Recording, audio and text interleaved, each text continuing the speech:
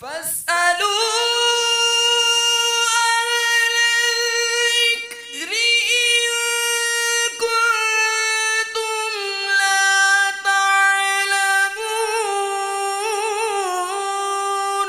تو اے لوگو علم والوں سے پوچھو اگر تمہیں علم نہ ہو۔ صلوا علی الحبیب صلی اللہ علی محمد صلی اللہ علیہ وسلم۔ الحمدللہ رب العالمین والصلاة والسلام علی سید الانبیاء والمرسلین، اما بعد فاعوذ باللہ من الشیطان الرجیم، بسم اللہ الرحمن الرحیم، الصلاة والسلام علیکہ یا رسول اللہ وعلی آلکہ واصحابکہ یا حبیب اللہ۔ وَإِذِ ابْتَلَىٰ إِبْرَاهِيمَ رَبُّهُ بِكَلِمَاتٍ فَأَتَمَّهُنَّ قَالَ إِنِّي جَاعِلُكَ لِلنَّاسِ إِمَامًا قَالَ وَمِنْ ذُرِّيَّتِي قَالَ لَا يَنَالُ عَهْدِ الظَّالِمِينَ۔ اور جب ابراہیم کو اس کے رب نے کچھ باتوں سے آزمایا تو اس نے وہ پوری کر دکھائی۔ فرمایا میں تمہیں لوگوں کا پیشوا بنانے والا ہوں۔ عرض کی اور میری اولاد سے؟ فرمایا میرا عہد ظالموں کو نہیں پہنچتا۔ یہود و نصارہ اور مشرکین عرب، یہ جتنے بھی لوگ تھے، یہ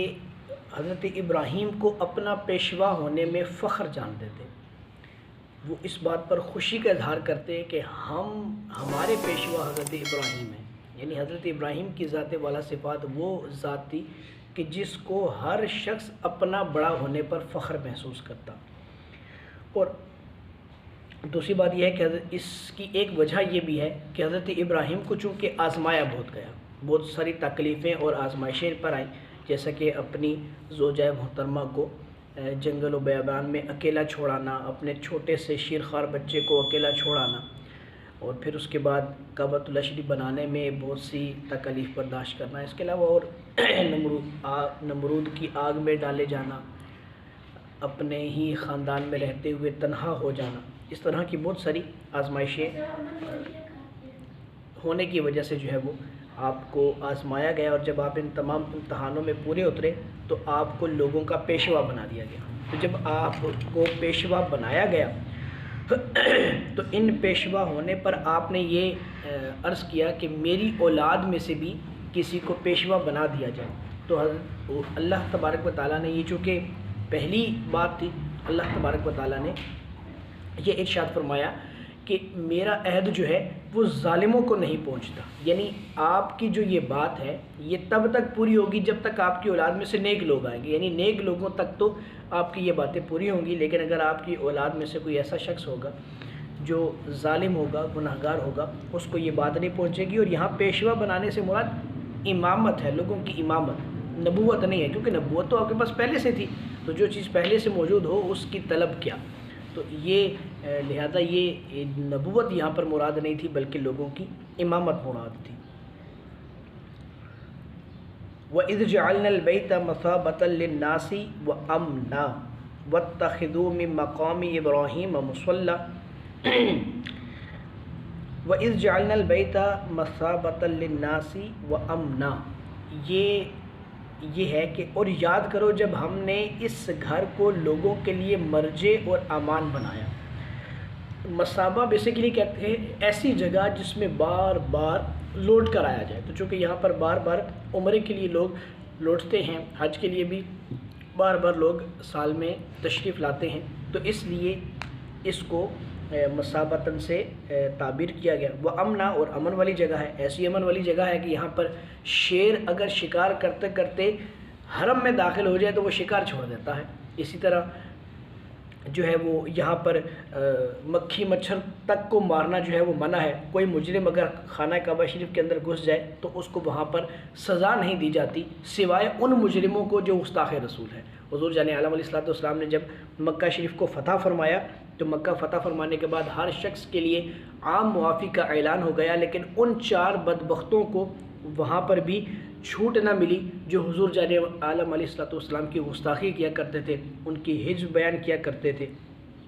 تو اللہ تبارک و تعالیٰ کے محبوب کریم علیہ الصلوۃ والسلام نے فرمایا کہ اگر ان میں سے کوئی شخص کعبے کے پردے کے پیچھے چھپ جائے تو اس کو وہاں بھی قتل کر دیا جائے۔ ایک تو ہے حدود حرم، حدود حرم بھی بہت بڑی ہے، وہاں پر بھی اس طرح کا کوئی شکار کرنا یا مجرم کو سزا دینا منع ہے، لیکن وہ تو عین کعبے کے پردے کے پیچھے چلا گیا تو اللہ کے محبوب نے فرمایا جو وہاں چلا جائے اس کو وہاں مار دیا جائے۔ اور حضرت علی کرم اللہ تعالیٰ وجہ الکریم کی تلوار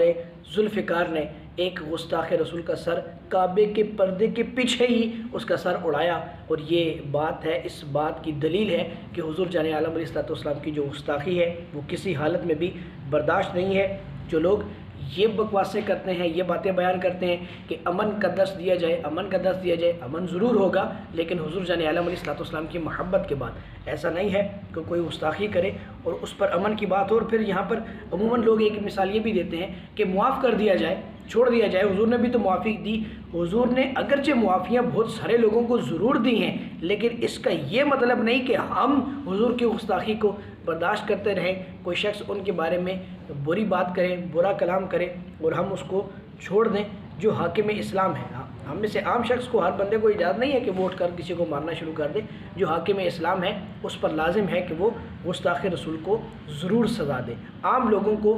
قانون ہاتھ میں لینے کی اجازت اس وقت تک نہیں ہے جب تک وہ قانون سے سہارا نہ لے لیں، قانون سے سہارا ضرور لیا جائے گا۔ آگے آپ نے فرمایا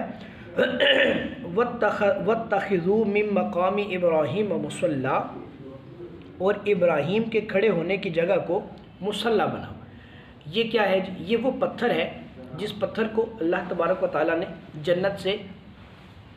اتارا تھا حضرت ابراہیم کی مدد کے لیے۔ جب حضرت ابراہیم اس پتھر پر کھڑے ہوتے اور پتھر پر کھڑے ہونے کے بعد جو ہے وہ خانہ کعبہ شریف کی تعمیر کرتے، جب دیواریں اونچی ہوتی تو وہ پتھر آپ کو اونچائی پر لے جاتا، جب نیچے سے کوئی سامان اٹھانا ہوتا تو وہ آپ کو واپس نیچے لے آتا۔ اور اس پتھر نے حضرت ابراہیم کے قدموں کو اس قدر جھوم جھوم کر بوسہ دیا، اس قدر جھوم جھوم کے ان سے نسبت حاصل کی کہ اس پتھر کا دل نہ چاہا کہ میں حضرت ابراہیم کے نقش پا کو اپنے سینے سے جدا کر لوں۔ تو آج تک حضرت ابراہیم کے قدموں کے نشانات اس پتھر کے اندر موجود ہیں۔ تو پتہ چلا کہ نماز کے اندر جو تعظیم کی جا رہی ہے، نماز تو خالصتاً اللہ کی عبادت ہے، تو اللہ کی عبادت میں جب خالصتاً اللہ کی عبادت میں تعظیم نبی کا حکم دیا جا رہا ہے کہ ابراہیم کے کھڑے ہونے کی جگہ کو، ابراہیم کے کھڑے ہونے والی جگہ کو نماز کا مصلی بناؤ، نماز پڑھنے کی جگہ بناؤ، وہاں پر کھڑے ہو کر نماز پڑھو، تو ظاہر ہے کہ جب ہم اس کے سامنے کھڑے ہو کر نماز پڑھیں گے تو ہمارے ذہن میں یہ تو آئے گا نا کہ یہ حضرت ابراہیم کے کھڑے ہونے کی جگہ تھی، ہم اس کی تعظیم کر رہے ہیں،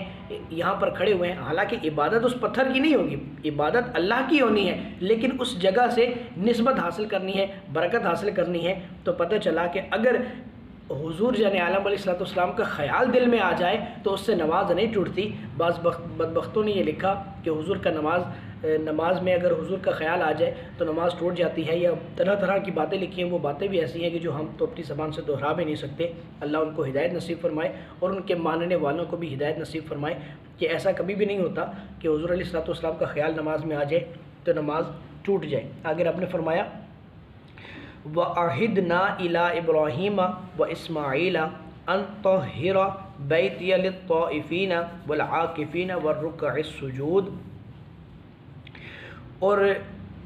ہم نے تاکید فرمائی ابراہیم و اسماعیل کو کہ میرا گھر خوب ستھرا کرو طواف والوں اور اعتکاف والوں اور رکوع اور سجود والوں کے لیے۔ اس سے یہ پتہ چلتا ہے کہ ایک تو یہ خالصتاً حکم ہے کہ خانہ کعبہ شریف کو صاف ستھرا رکھا جائے تاکہ اس میں لوگ جو ہے وہ نماز پڑھیں اور نماز کے معاملات کو درست کریں، لیکن اس کے ساتھ دوسرا حکم جو ہے وہ ایک جزوی حکم یہ ہے، وہ یہ ہے کہ ہم اپنی محلوں میں جو مسجدیں بناتے ہیں، حضرت عائشہ کی روایت ہے کہ ہمیں حکم دیا گیا کہ ہم محلے میں مسجد بنائیں، تو محلے میں جو مسجد بنانے کا حکم دیا گیا اس کے ساتھ دوسرا حکم یہ ہے کہ مسجد کو صاف ستھرا بھی رکھا جائے۔ عموماً یہ ہوتا ہے کہ ہم دیکھتے ہیں کہ لوگ مسجدیں تو بنا دیتے ہیں، جیسے اقبال نے بھی کہا کہ مسجد تو بنا دی شب بھر میں ایما کی حرارت والوں نے، من اپنا پرانا پاپی ہے برسوں سے نمازی بن نہ سکا۔ تو ایک تو مسجدیں بنانی بھی ہیں، مسجدوں کو آباد و شاد بھی کرنا ہے اور مسجدوں کو صاف بھی رکھنا ہے۔ عموماً مسجدوں میں جب جاتے ہیں تو بعض اوقات اتفاق ہوتا ہے کہ